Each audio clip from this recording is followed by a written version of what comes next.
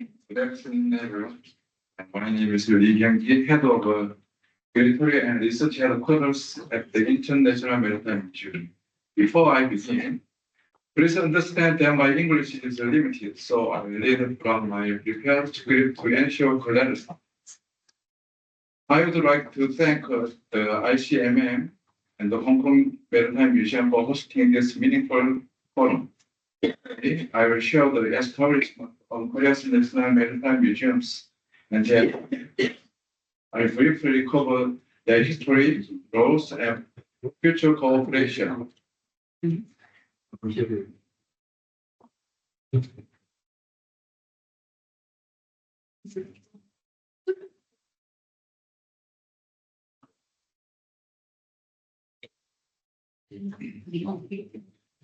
South Korea, as you can see here, is surrounded by the sea on three sides, giving us a long and vibrant maritime tradition. Our coast and island hold rich cultural treasures, historic records, living tradition, and colorful festivals. Yet, for many years, restrictive national policies distanced people from the sea. To reconnect the public with our maritime heritage, Korea established key institutions, the National Maritime Museum, the Ulsan National Ocean Science Museum, and most recently, the International Maritime Museum. In 1909, Gyeonggyeong Palace, once an imperial palace of the Korean Empire, opened its doors to the public. It was the beginning of the history of the Korean Museum. After Korea's liberation in 1945, it was reborn as the National Museum of Korea, establishing the foundation for today's National Museum system.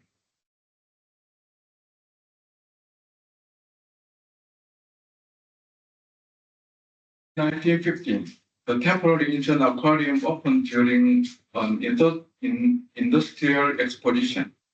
In just 50 days, it drew nearly 100,000 visitors, clear proof of public's deep curiosity about the sea and its resources. This event marked the first step toward developing Korea's modern maritime cultural opportunities. In July 2012, the National Maritime Museum, often referred to as NMM, opened in Busan. It was the first large-scale national museum run by a ministry outside the cultural sector, a true milestone in Korea's museum history. Its creation transformed how Koreans view and engage with the maritime culture, aiming not only to preserve heritage, but also to raise public awareness and expand education and tourism opportunities. Now, let me briefly introduce Korea's maritime museums, beginning with the NMM in Busan. Planned as early as 1992 and completed after years of design and approvals, construction started in 2007, and the museum opened in 2020, created to raise ocean awareness, expand the maritime culture and tourism. The present future maritime vision. It features two permanent exhibition halls, a special exhibition hall, a children's museum, plus storage, a library and an auditorium, and a small aquarium. The NMM remains a milestone for Korea's maritime culture and identity, reshaping how Koreans see the ocean.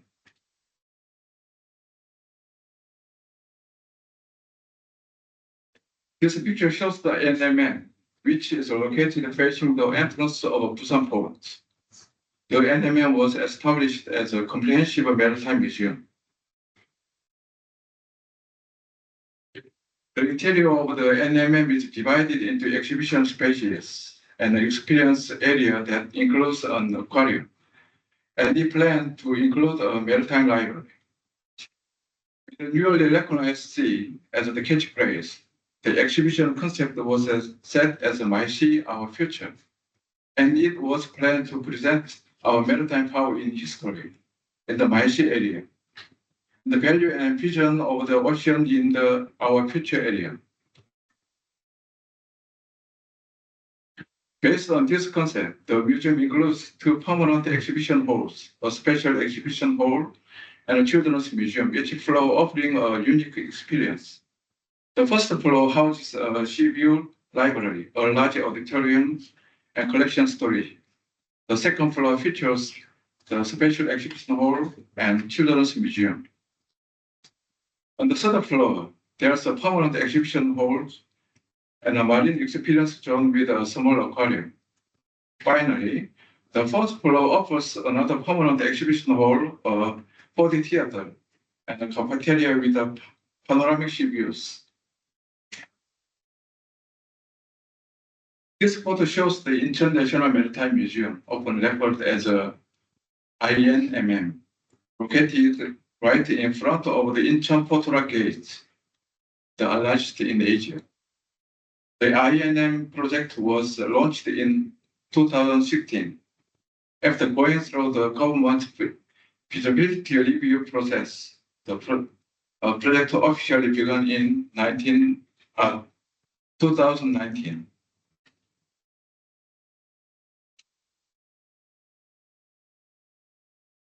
The INMM officially opened in December 2024. Unlike Busan, the capital region had no national maritime facility, meaning nearly half of Korea's population lacked access to maritime culture and education. Located by the historic Incheon Portola Gate, the museum features 2 permanent exhibition halls, a special exhibition hall, a children's museum, plus education rooms, storages, and a theater and library. Built between 2019 and 2024 at a cost of about $76 million US. INMM was created to close this gap and bring maritime heritage to the nation's most populated region. The exhibition theme of the INM Sea of Exchange, beginning of the connection. The permanent exhibition titled Sea of Exchange showcases the history of maritime exchange on the Korean Peninsula and the development of modern shipping and logistics. Beginning of connection will feature displays on livelihood centered along the sea, changes in fishing villages, and the stories of the people who lived within those communities. The INMM's layout starts on the first floor with an auditorium, a children's museum, and an immersive theater. The second floor holds 2 main exhibition spaces. On the third floor, visitors can explore the Maritime Culture Hall and a special exhibition. Finally, the fourth floor houses collection storage and a cafeteria where guests can relax and enjoy the sea.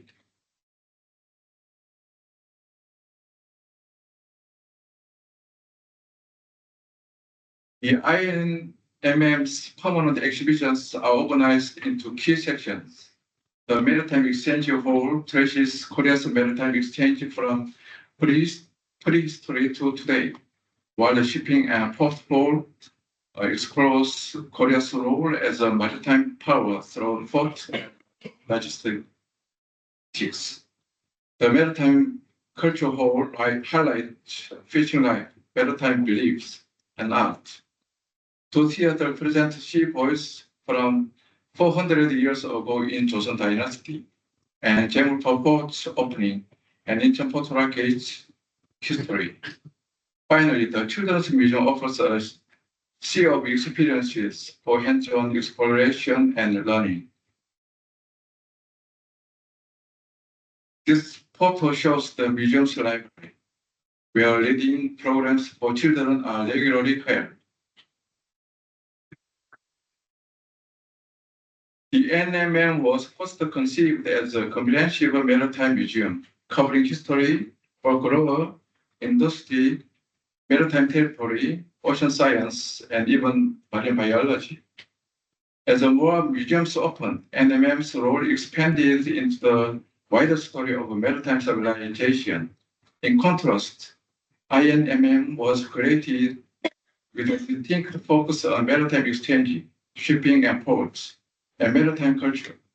Together, these two museums offer complementary narrative that enrich and connect Korea's maritime history, linking its past with the present.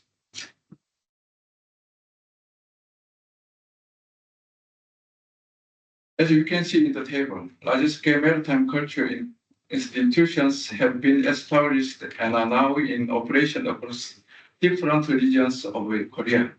In addition to these, smaller institutions such as the National Lighthouse Museum in Pohang, Gyeongbu, and the National Fisheries Science Museum in Gisan, Busan are also operating. Here, I would like to briefly introduce to the other maritime cultural institutions in Korea listed in this table. This picture shows the Uljin National Ocean Science Museum, which is located facing the East Sea at the Uljin, Gyeongbu. This science museum is designed based on the concept of ocean literacy to help visitors understand the ocean, and it features an underwater observatory that allows you to explore the sea at a depth of 6 meters. This picture shows the National Marine Biodiversity Institute of Korea, which is located facing the West Sea at the Seocheon, Chungnam. In the exhibition hall called Aquarium, you can explore various marine life in Korea. This picture shows the National Lighthouse Museum, which is located facing the East Sea at the Homigot Cay, Pohang, Gyeongbu. You can explore the history of lighthouses in Korea, as well as see how they developed around the world. This is the National Fisheries Science Museum located in Busan. The museum introduces Korea's traditional and modern fishing culture.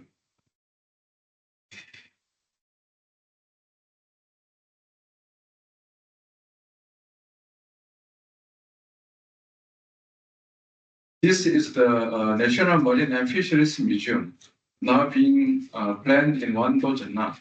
It will stand facing Gyeongjin, the naval base established by King Overseas Jang Bogo, a symbol of Korea's maritime trade and exchange. The museum will focus on fisheries as its main content, highlighting both tradition and fisheries science. Design work is underway, and the opening is expected in 2031. This illustration shows the location of Korea's national institutions, maritime cultural institutions. Beyond the two main maritime museums, these institutions collaborate through joint exhibition and shared educational programs. By pooling resources and expertise, they create richer public experiences, expand access with digital and interactive platforms, pursue international cooperation, strengthening the global promotion of Korea's maritime heritage.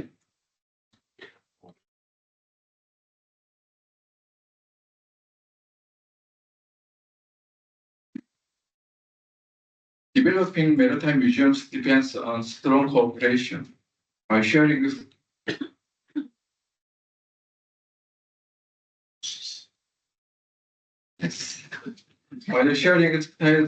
expertise and coordinating operation, museums create real synergy, enhancing collection, strengthening research, and serving as regional hubs. collaboration also means joint data collection, field research, and exchanging know-how to build creative and professional skills. With stable government support, museums can expand research and create new cultural content, ensuring steady flow of educational and cultural resources for the public. Today, the ocean importance is recognized worldwide, and Korea is striving to become a leading maritime nation. National efforts matter. The public support is even more crucial.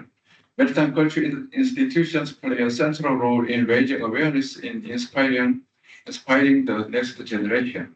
Through what we call K-maritime culture, we educate youth about Korea's maritime strength and identity. With INMM now open and Wando's museum plan for 2031, our outreach will expand further.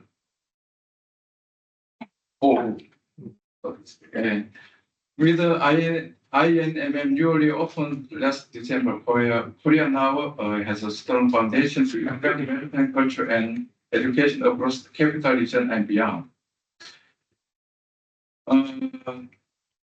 Looking ahead, we especially hope to explore opportunities such as the joint exhibition, research exchanges, and educational programs with the institutions.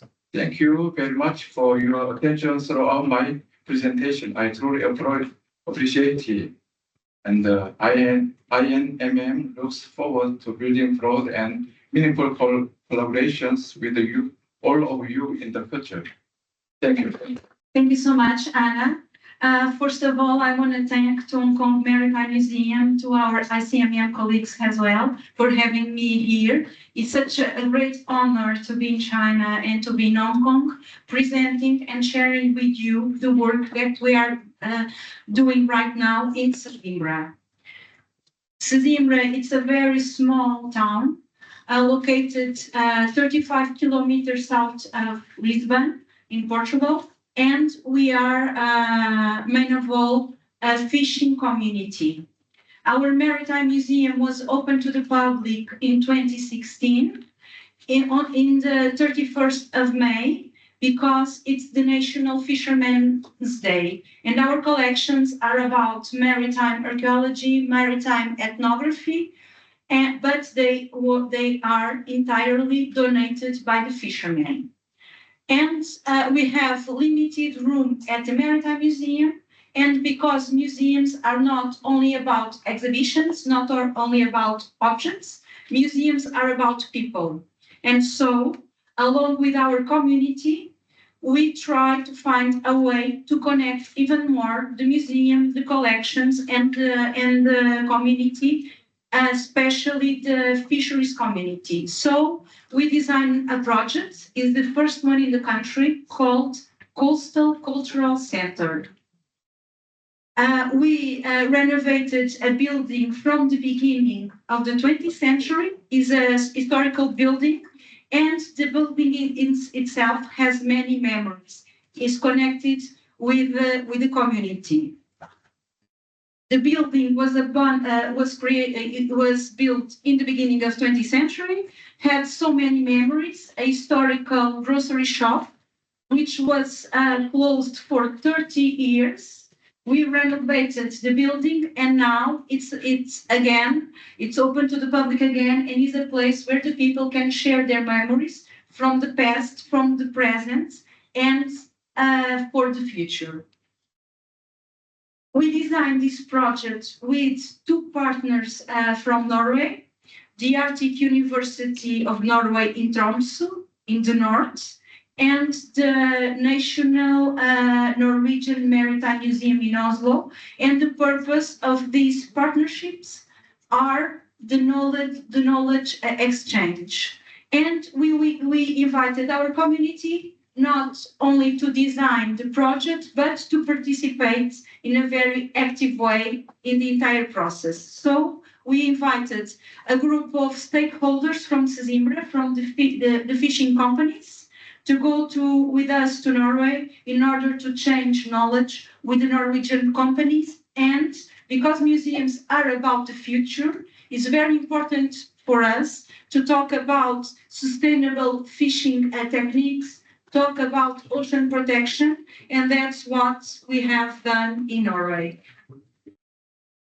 We also learn how to fish with the Norwegian fishermen, and we challenge knowledge with them because they have in Sesimbra, we still have a very artisanal fisheries sector. So our fishermen change that knowledge with the Norwegian colleagues. We visited many times the National Maritime Museum in Oslo in order to change knowledge regarding boat building, subaquatic archaeology, new techniques of restoration of objects, and we learn how they get along with the group of the Friends of the Museum, because it's very important for us to learn how to design new educational programs along with the community.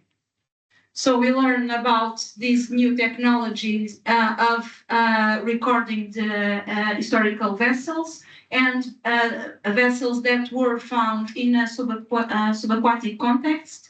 And we invited the boat builders from Sesimbra to go to Norway and learn with from the Norwegian boat builders and share and teach them and share with them the techniques that we still use in Sesimbra that are the same that that the Portuguese caravels, that the boat builders from the 16th and 15th century used to build the Portuguese caravels and historical ships. Now we are implementing some of those techniques in Sesimbra along with our ancient techniques, and the Coastal Cultural Center project is not only about the building, but we spread the project in many facilities, different buildings in Sesimbra. This is the new vessel of the museum. It's called Ayola. It's a typical boat. It only existed. It was designed to be used to sail in Sesimbra calm waters, and now we are renovating some of the old Ayolas in order to use them and to teach young kids, the students, how to sail with them. We design these collective educational programs where we gather old fishermen, ladies from our community, and students, young students, and they all together, using the sea as an inspiration, create paintings and artworks, and we exhibit them at the museum. We asked to our colleagues from the Arctic University of Norway to bring the ROVs, the subaquatic drones, to Sesimbra, and they allow, and this is a particular case of Mr. This old fisherman. He has 95 years old, and he saw for the first time the bottom of the ocean in real time, because he can control the drone with the cell phone, and is it was a very emotional moment. His name is Artur Sermanho, and he still fish sometimes. And this project, the Coastal Cultural Center, allow the academics from the Arctic University of Norway to go and fish with our fishermen and transform those traditional techniques into knowledge, into scientific knowledge. And we invited people from our community to participate in the museum programs, and all the stories they collect with the fishermen were transformed in a collective art performance in Sesimbra streets. We also organized an exhibition called Living with the Ocean.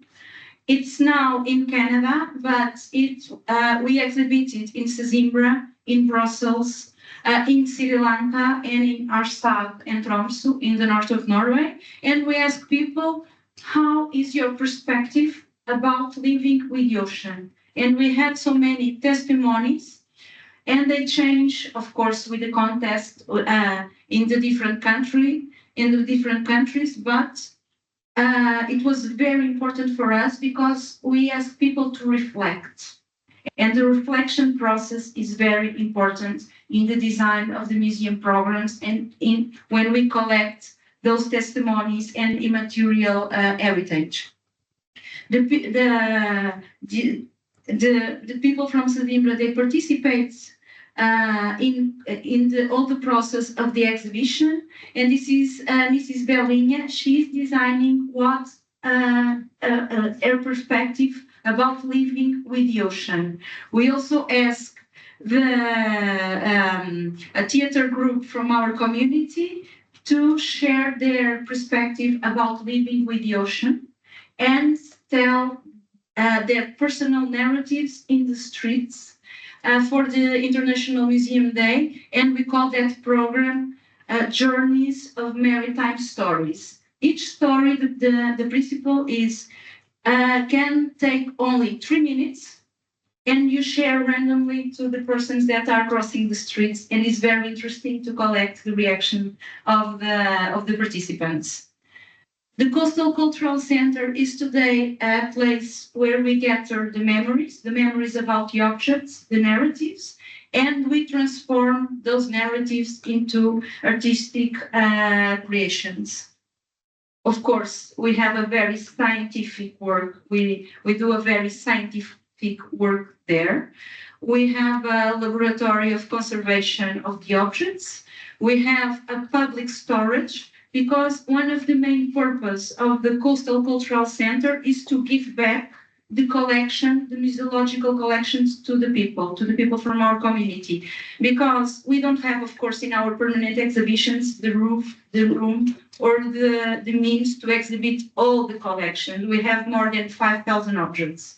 But we can share the objects with people, so we created these public storages where people can go, can share the narratives, their personal stories about the objects, and we are now we bought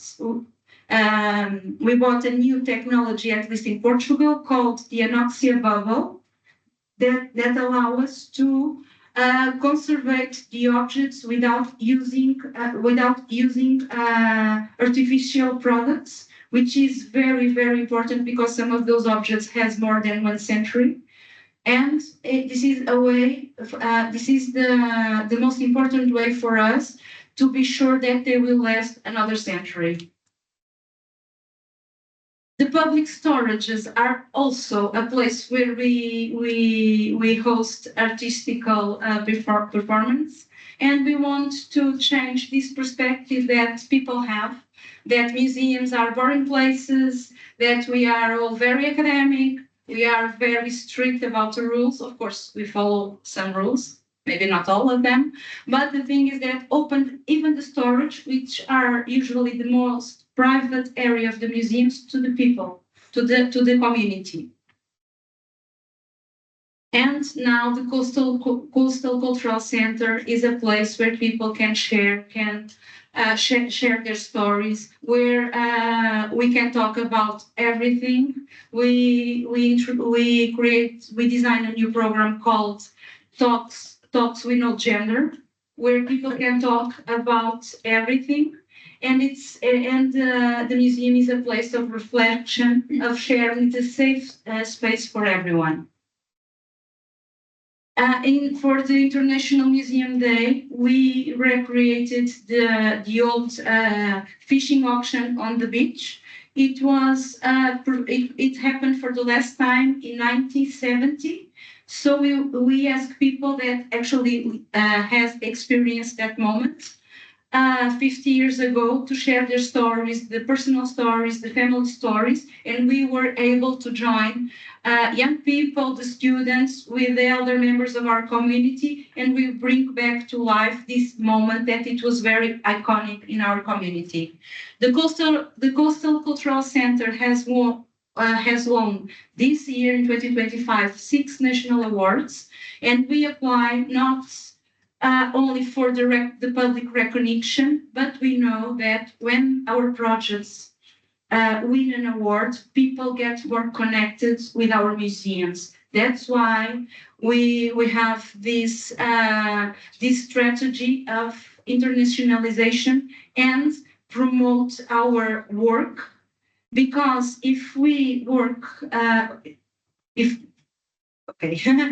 because if we work with the community and we connect with the community, we are working really hard in the sustainability of our museums, and we live in a world perspective, very, very uncertain times. And so it's very important to have the full support of our communities, because it's a way for our museums to survive and fight another day. Thank you very much.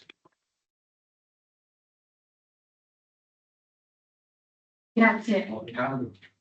Thank you, Andre. You got my point. I was going to say it's important to share with the community through this important time. So I'm pleased to introduce our third speaker, Richard Wesley, that will discuss the Australian National Maritime Museum's strategy effort to foster partnerships throughout the Asian Pacific region. He's an assistant director, fleet and collection at the Australian Maritime Museum. In his role, he's responsible for collection registration and conservation, along with a large floating fleet. Prior to this position, he has held several posts at the Hong Kong Maritime Museum, National Trust of Australia, Norfolk Island Museum, and Port Arthur Historical Site. He was also a lecturer in museum studies at the University of Sydney and ran his own consultancy business. For the last decade, he has been an active member of the International Congress of Maritime Museums Executive Council. He holds a Master of Arts degree and a Diploma of Museum Studies. Please welcome. And what I'm talking about is opportunities for cooperation, and the message really is large institutions should use their resources to work regionally and internationally. So what we do nationally, we should do internationally. In 2023, the Australian National Maritime Museum adopted a new vision to guide its future over the next 5 years and to present itself as an outward-looking, extroverted institution. And part of our guiding document is that the oceans and waterways are the heartbeat of who we are. As an island nation in the Asia Pacific, this nation has been shaped by the sea. So we embrace everything about the sea and we use it as our guiding document. Following the adoption of this vision, the institution has begun to define strategically and programmatically how to build out a series of initiatives that deliver museological outcomes that resonate both in person and to digital audiences. So digital audiences are obviously enormous, far greater than those that physically visit our institutions. And we are trying to work out how we can execute one of our 6 policies, which is develop a meaningful relationship in the Asia Pacific. So that's the institution's objectives. Like the International Museum of Maritime Museums as members, the Australian National Maritime Museum shares the belief that all maritime museums share 4 principles that link our work. All communities are directly or indirectly are linked by the sea. Societies past and present have and continue to be shaped by waterborne trade interactions. The health of the ocean is shared and pressing concern, and that museums are uniquely suited to knowledge sharing and encouraging among audiences a deeper appreciation of how oceans and those that navigate them are vital to our current lifestyle and prosperity. So people that work with the oceans are the stories that we should be focused on. We have like ICMM, we deal with about 150 organisations across Australia. Many of them are modest, focused on local initiatives, vessel preservation, keeping alive maritime traditions, educating the community about the environmental conditions and documenting local histories. And on a state or provincial level, They present broader stories such as the historical relationship between Dutch explorers and the hostile West Australian coast, so the VOC story, and the grain and wool export trade that dominated the nation's 19th century economic life. So trade built Australia, that built the modern Australia. But we have a responsibility to not only tell a national story, but we believe an international story. And what I'm suggesting is that we use some of the programs that we've developed and duplicate them at an international level. And one of them is the Maritime Museums Assistance Program. So basically, we give out grants of about $15,000 to a series of institutions each year. We provide a museum administrators course for a week each year as a training outreach program. And we provide technical support to local projects, such as the creation of vessel management plans. So we have this program of outreach, giving cash to institutions, and they work with us and we work with them. We also have an Australian register of historic vessels, and there's been a suggestion of making this internationally. So nationally in Australia, we've got about 800 significant vessels held by the institution and private individuals on this database. And these vessels are selected by an external group of experts. And we look at naval vessels, pleasure craft, commercial vessels, and we use a sort of criteria such as technical and cultural significance, intactness, regional association with significant events and aesthetics. So basically, we believe that we've got a very detailed database of most significant vessels in Australia. We're actively engaged with owners and institutions. So the suggestion is we do this internationally. And we also support the Australian Maritime Museums Council, which is a not-for-profit body representing maritime museums across Australia. And it sort of brings up discussions. It also facilitates travelling exhibitions, and is used as a vehicle to understand the needs of regionally focused institutions. So if you've got a large institution, how do you reach out to smaller institutions? And having a council where people meet every couple of months is very important. We also have a national travelling exhibition program. So we've got Brickwrecks, which is a playful but innovative travelling exhibition about shipwrecks. And it's travelling globally. So taking it to Vasa, for example. And this was jointly developed with the West Australian Museum. I'll come back to these themes later. And we have a big digital outreach team. So there's been a heavy investment in digital initiatives, including product development, such as the First Nations project, Solid Country, a visualisation of the HMB Endeavour Recovery Project, and the creation of educational games, and most recently in the emergence of a digital classroom. So again, we're teaching Australian school kids, but we could do this internationally. The technology's there, so why not use it? And we've also got to develop a strong marine conservation program, which focuses on promoting community ocean literacy, scientific exploration, and threats to the health of the Pacific and Indian Ocean. So things that are being done similarly here. So how does this relate to the Asia Pacific region and this sort of grouping? So firstly, I'm suggesting that we create a solidly based museum forum whereby interested parties could shape shared aspirations and opportunities for cooperation. So we create a platform. So we don't have a meeting like this, once every 5 years. We have a meeting like this once every year. We meet regularly. We talk about what brings us together and share our thoughts and resources. Secondly, we identify strengths and resources that can be shared and that are in alignment with institutional aspirations. So We're unique in Sydney in that we've got a replica of Captain Cook's Endeavour, which has sailed twice around the world. It's sailed to New Zealand, sailed around the Pacific, and it's a real method for promoting living history. We've also got the Typhoon, which was captained by William Jansen, which operated in Southeast Asian waters during the 17th century. So it was a sort of the spice trade, and it was the first European vessel to have a recorded incident hitting Australia, Cape York.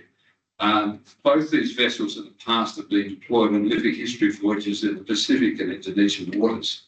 Such visits promote goodwill and encourage a greater understanding of trade and exploration patterns, which have shaped and continue to shape contemporary trade relations and infrastructure development. So what we're saying is we've got an asset and we should be working with maritime museums in Asia to physically bring the vessel to you. And on the other side, Singaporean and Chinese museums possess extensive collections of shipwreck material, both in terms of cargo and vessel remains, which highlight a multi-ethnic trade from Arabia to China via Southeast Asia, which, like the silver trade, can be linked to the birth of globalisation. So we've got these resources. When I was here, we did an exhibition on the silver trade with Mexico. It's of global interest, and the collections are wonderful across Asia, and I think audiences in Australia would be very interested in receiving something like that. With the register of historic vessels, could be part of a regional database incorporating the first instance vessels managed by maritime museums and heritage organisations throughout Asia Pacific. So what we're doing in Australia could be done elsewhere. I know some institutions are doing this, but with digital platforms, we can combine the database. It's difficult to do it globally, but we can certainly do it regionally. And we've got a lot of vessel assets, for example, the Alexander Grantham in Hong Kong, the Dalian and Shandong's a naval vessel.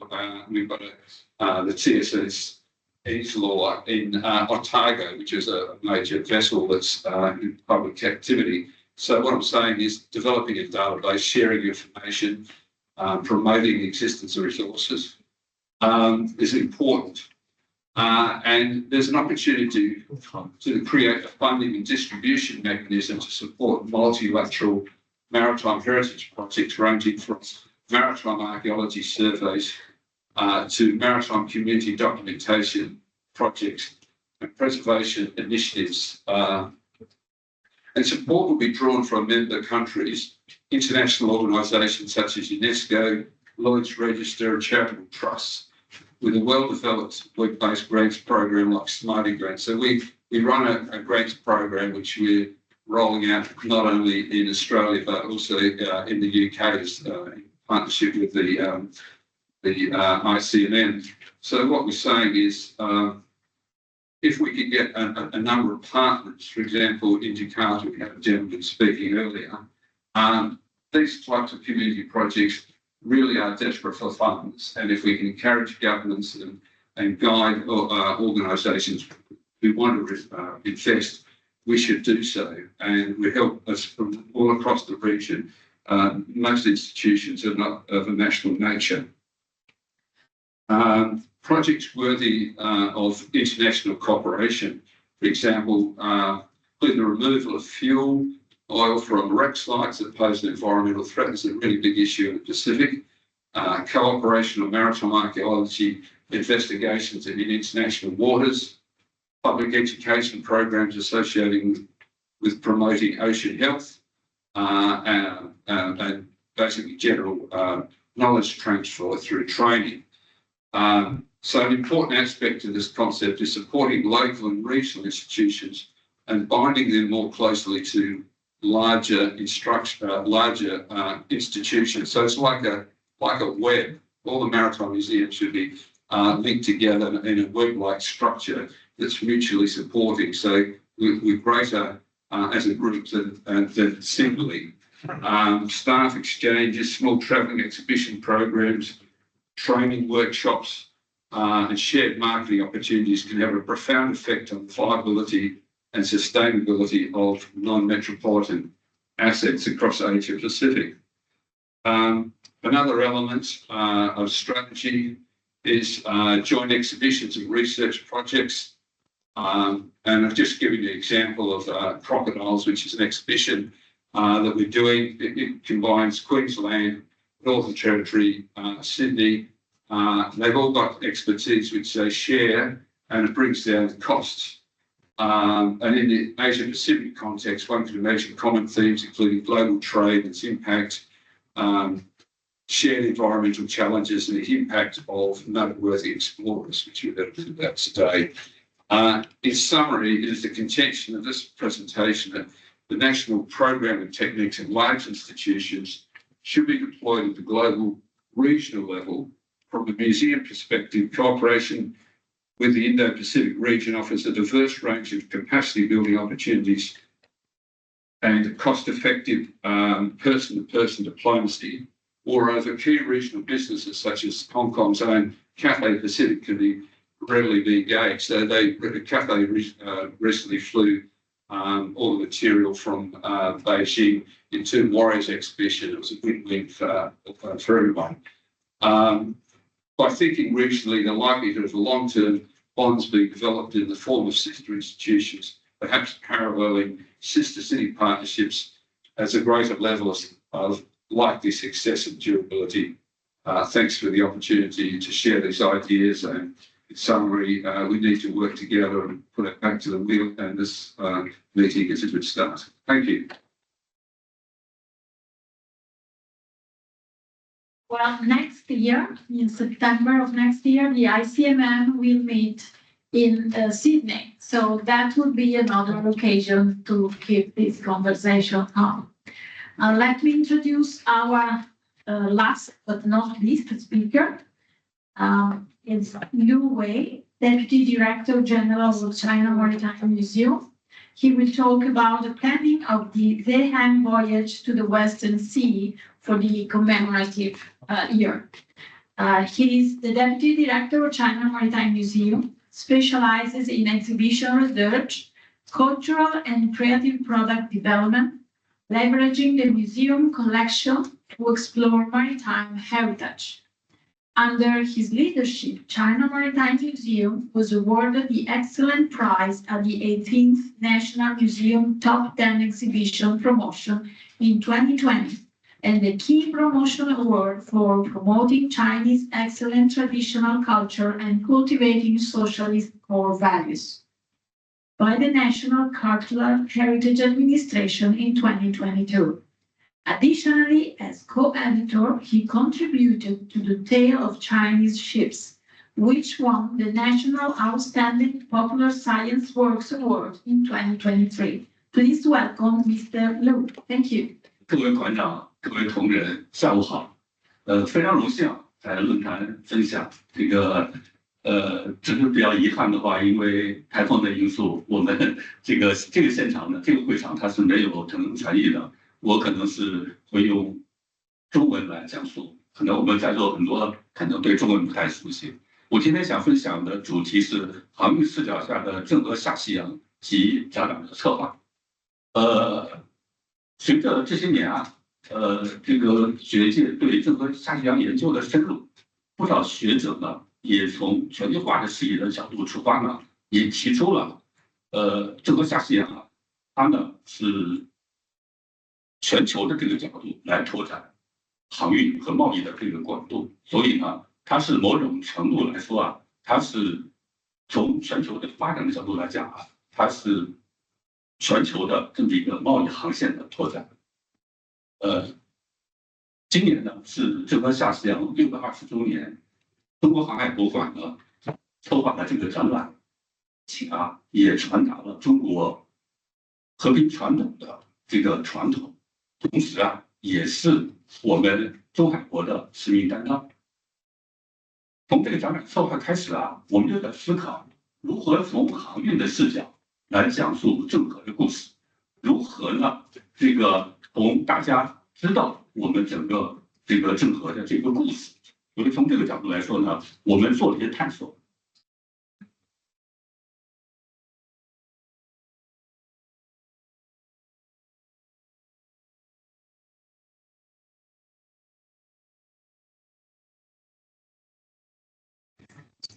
回去是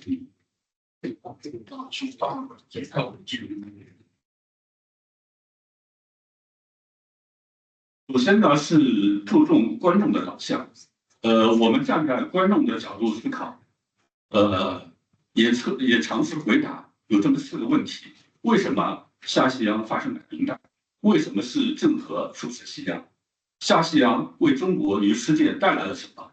郑和之后是否再无郑和？这些观众普遍关心的问题。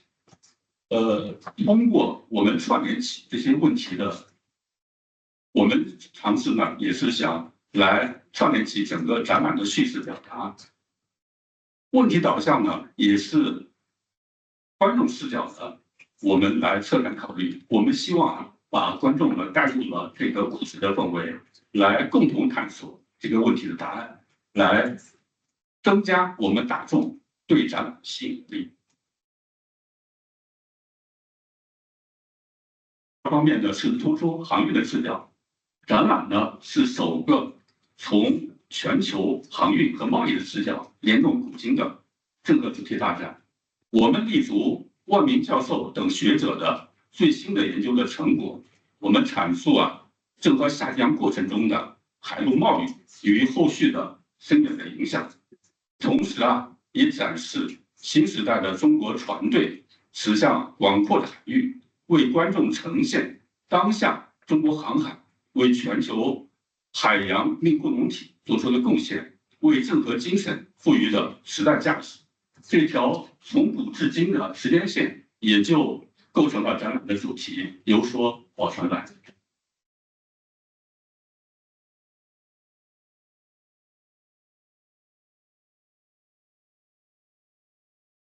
其次呢是构建展览的内容的框架。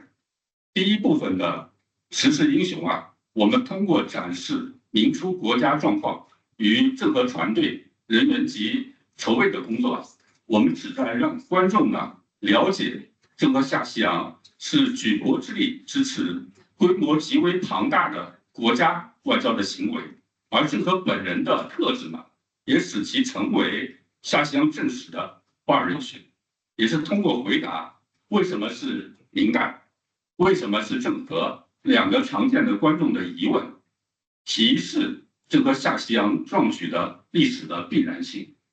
这个部分呢，也会涉及一些学界争论的焦点，我们也选取了学术研究中的一些主流的观点，比如说关于郑和的信仰，我们也展示了上图这张，就是我们从这个南京博物总馆藏的这个我们大报恩寺的琉璃塔的构建。这个大报恩寺呢，它是明成祖朱棣为纪念他父母而建的皇家的寺院，郑和呢是督建的监工官之一。我们还展示了平湖博物馆的妙法莲华经，这个经卷呢也是郑和捐赠这个寺院，而这个和尚呢为这个郑和所写的这个经书。同时呢，我们还通过展示图文，还这个和相关的这个拓片等这种形式呢，来展示郑和涉及到的相关的，比如说南京的静海寺、静华寺，以及相关的我们太仓的这个郑和庙，以及我们泉州、林州的相关的我们郑和相关的一些拓片等等这些形式来充分说明归纳我们郑和具有多元的宗教的信仰，它对呢佛教，包括伊斯兰教，包括还有道教，它均有共振。这种开放、包容的这个开放的态度呢，也促使整个我们郑和在下西洋的过程中呢，也充分的尊重当地的文化，也与各国建立了这种友好的关系。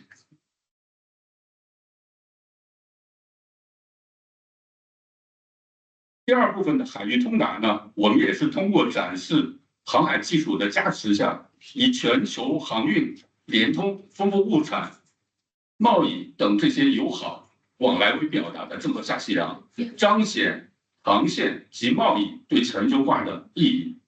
事实上，在这个板块呢，我们是整个展览重点的一些板块，它是有最多的章节，以及展出精品文物最多的部分。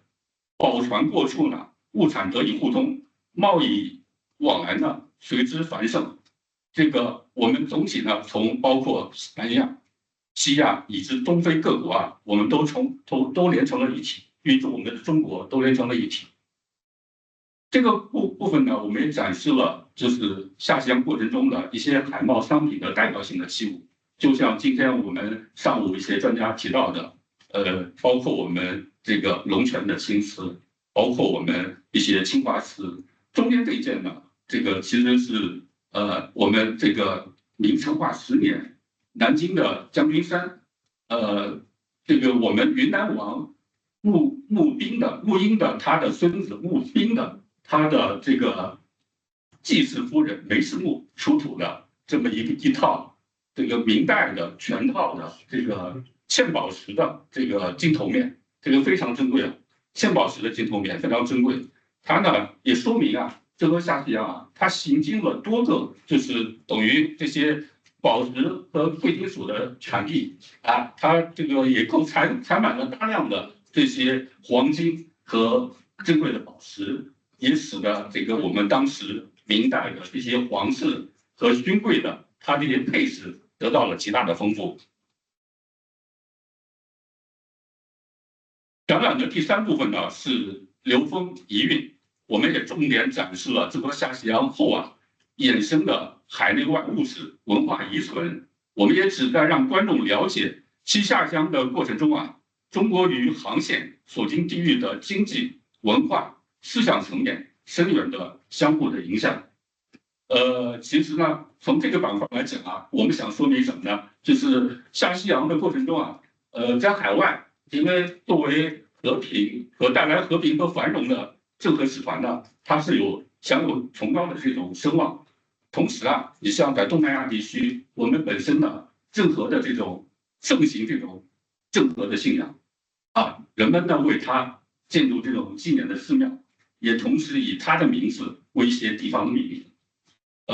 同时，郑和下西洋带来的影响呢，也深刻的影响到了明代社会的这些文化的激励过程中。我们通过展览呢，也展示了5家博物馆，相关的6件这个有伊斯兰风格的青花瓷器，以及6家博物馆7件白水异兽纹的相关的瓷器，也是想说明这个下西洋呢，使得我们明代社会的这种这个瓷器的纹样也好，它的色彩也好，带来了更多的这种丰富的变化。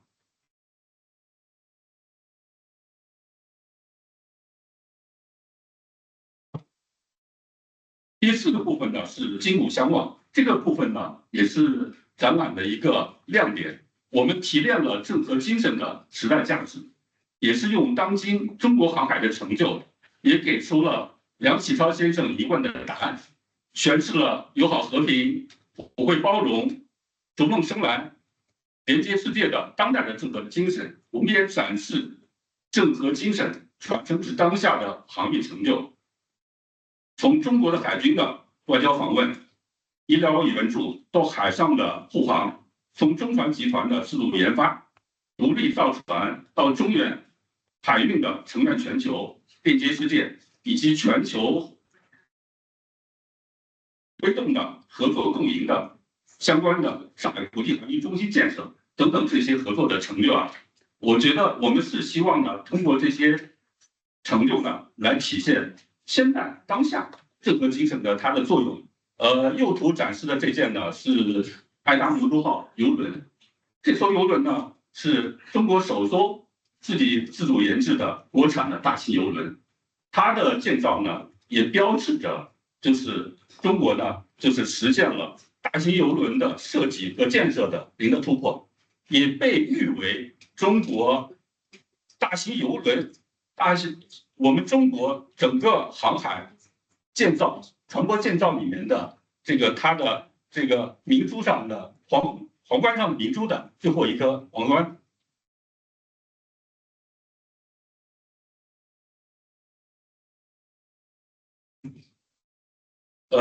第3个部分呢，我们想讲一下整个展览的形式设计。首先呢是注重视觉的呈现，展览呢它是从几个古和今2个部分，它是古呢是通过红色的颜色，金呢是通过蓝绿色的颜色，一个是明代它的宫廷建筑的主要颜色，一个是海洋的主要颜色。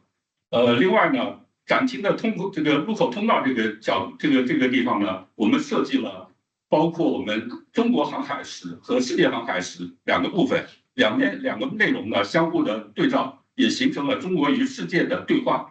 最后部分呢，我们以线条的结构营造了海浪起伏的视觉的效果，运用了蓝绿色强化航海与航运的氛围。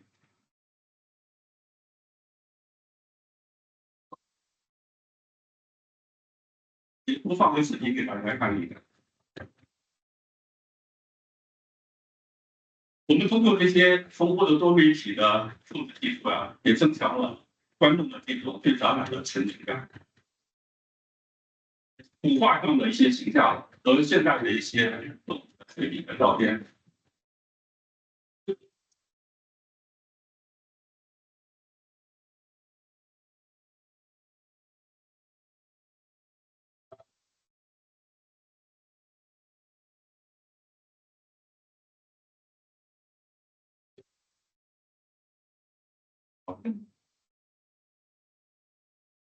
3是呢设置了互动的展项，互动了2分钟，设置了互动的展项。我们相关的设计了船队货舱的装载的情景，整个船队货舱装载的情景就是我们上头一排，而且我们还设置了香料的展示柜，观众呢可以通过抽拉来闻香料的味道，也设置了可以触摸的支支物的展台，丰富了观众的这种体验。同时呢，我们也用动画的形式展示了整个旗下夕阳相关的航线。这个航线呢，目前显示的航线呢是第7次夕阳的航线，它最远的是到达了东非的马林和西亚的相关的，就是我们麦加的地方，最远的地方。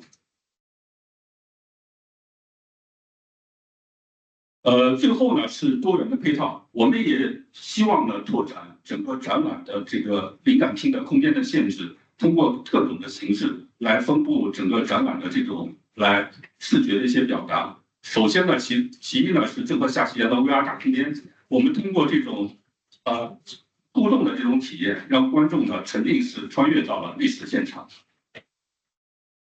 其次呢，是我们打造了明朝造船记的青少年的展示空间，就是一个青少年的，我们专题展示了明朝造船的成就，然后通过青少年呢，可以在这个空间呢，是了解我们相关明朝造船的一些知识，同时呢，也可以体验，比如像瓷器和船舶制造的一些体验，也是打造了展教一体化的历史的体验的空间。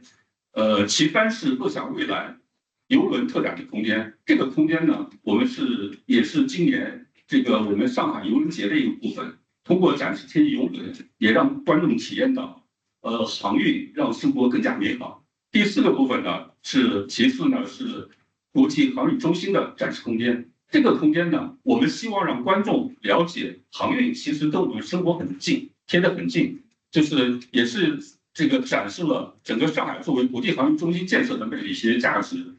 包括通过这幅图呢，是整个我们中原海科的它的数据航运中台，可以整个实时的体验我们航运的一些数据的一些震撼的这种魅力，用上帝视角来体验。所以呢，整体呢也是感受到上海作为国际航运中心建设的魅力。包括我们还用一些图文，还有一些视频的方式呢，也来展示，包括现在中国的一些海运的国际商品的海运的之路，你包括车厘子之路、新能源车之路，还有一些液化天然气之路等等这些方式来让大家感受上海作为国际航运中心的魅力与价值。最后呢，是我们以展为谋，讲好中国航海故事，我们还通过各种的形式，在各种平台，通过 VR、图片展、数字展来讲述中国航海的故事。最后也进行一个倡议啊，也是大家共同携手传播正德文化，讲好中国和平故事。谢谢大家。